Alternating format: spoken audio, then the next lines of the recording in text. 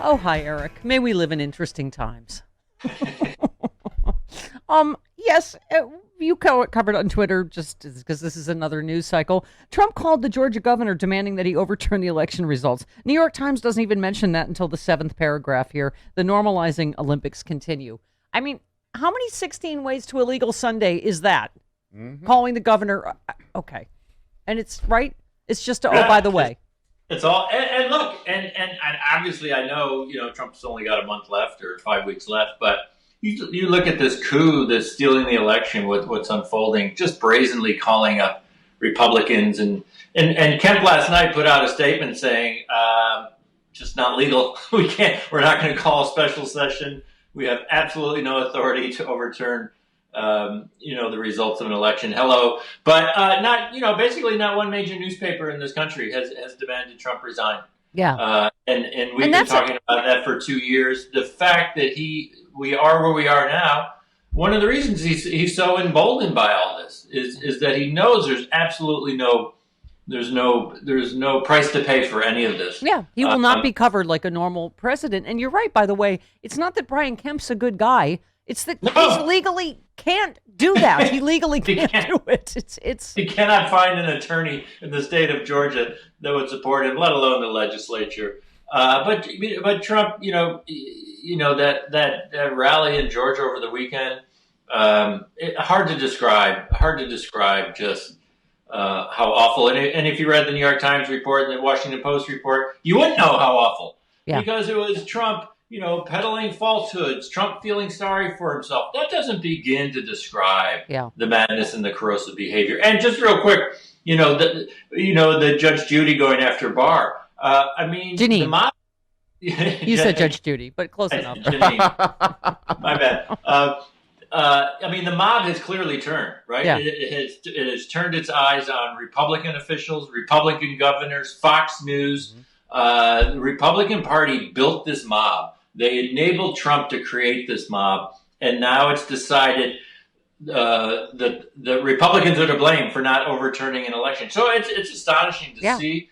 We've never seen Republicans have had to deal with the nut jobs, and it's scary to see. There was a report over the weekend in Michigan, a mob, an armed mob showed up outside the house of a Michigan election official. This is GOP domestic terrorism. That's what it is. Well, the press isn't going to call it that, but that's what we're facing right now. That's what you wrote a great piece about that we linked to. Trump's mob takes aim at the GOP, Fox News. They said Fox News was the most booed, at the Georgia rally. They're yelling traitors, and I love it. But anyway, but you said Frankenstein's monster. You said a funny thing's happened as Trump wages war on free and fair elections in America. The lusting GOP mob that he groomed for years with ceaseless lies and disinformation has suddenly turned with a vengeance on the GOP and at times on Fox News. Republicans find themselves powerless to stop it. Trump's whirlwind of hate has spun out of control as he marks his vengeful final days in office. You said you quoted AP saying a growing number of Republicans who won't do what Trump wants are being caught in the menacing post-election undertow stirred by Trump's grievances about the election he lost. That's a good way to put it, is that it's whatever you want to say, genie out of the bottle or whatever. They don't know how to put it back in now. It's the fact that it doesn't even matter if they're Republican officials anymore. No, and it's their own fault, right? So Republicans did two things for the last 4 years. They either stood by and they were too afraid to stand up to Trump. They were too cowardly because Trump had control of this base and Republicans didn't want to be primaried. So they sat on their hands while he unleashed this, authoritarian rule, or they actually liked it. The reason they didn't say anything, as we've seen since post-election, I think a lot of Republican officials are actually on board with stealing elections, overturning election results.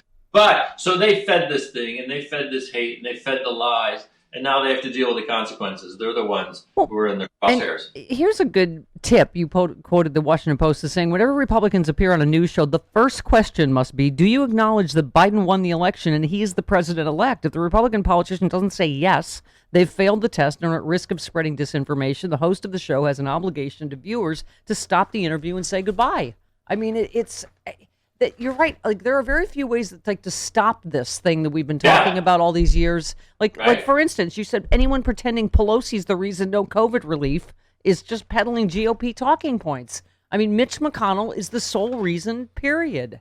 Right? No, absolutely. And going back to these election deniers, as I call them, we've since over the weekend we saw a Washington Post piece. They contacted every Republican congressman, every Republican senator's office, said, has Biden won the election?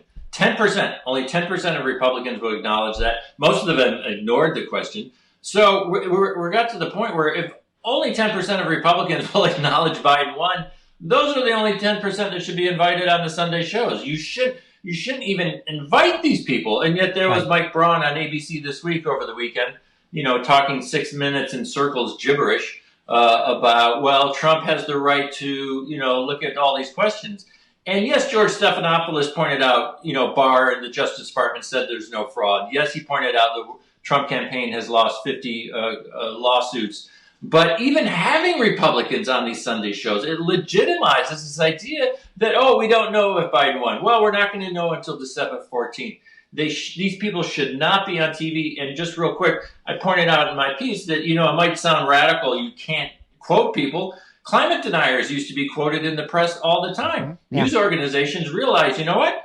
We're not inviting these people on TV anymore. There's no point in having a debate about climate change. They could do the exact same thing with these election deniers. Yeah. By the way, this you were mentioning, but the New York Times piece, can I just tell you how many chicken fried I give about what Trump's mood is at this point? Yeah. I mean, he's moody and sometimes depressed. The president barely shows up to work, ignoring the health and economic crises afflicting the nation, largely clearing his public schedule of meetings unrelated to his desperate bid to rewrite election results. And you just said, so same as always. Right. So you mean Tuesday? I mean, yeah. Yeah. They should have been covering it in this way for 4 years. We're suddenly seeing December 2020, we're suddenly seeing news organizations and journalists finding their spine, standing up to Trump, maybe even calling him a liar. Maybe even the New York Times are suggesting he's delusional. Where was this in 2017, in 18, in 19? It's sad. Look, I'm glad some of them are finally doing it. It's kind of pathetic. It's taken them 4 years. Yeah. And only when they realize he's on his way out the door that they say, oh, hey, maybe we can call it like it is. Yeah.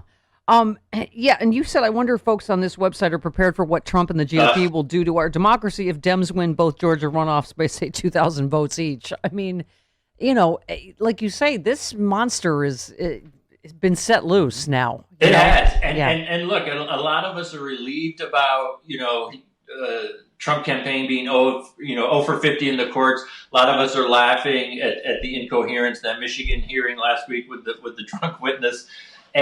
But my fear is this is just the beginning.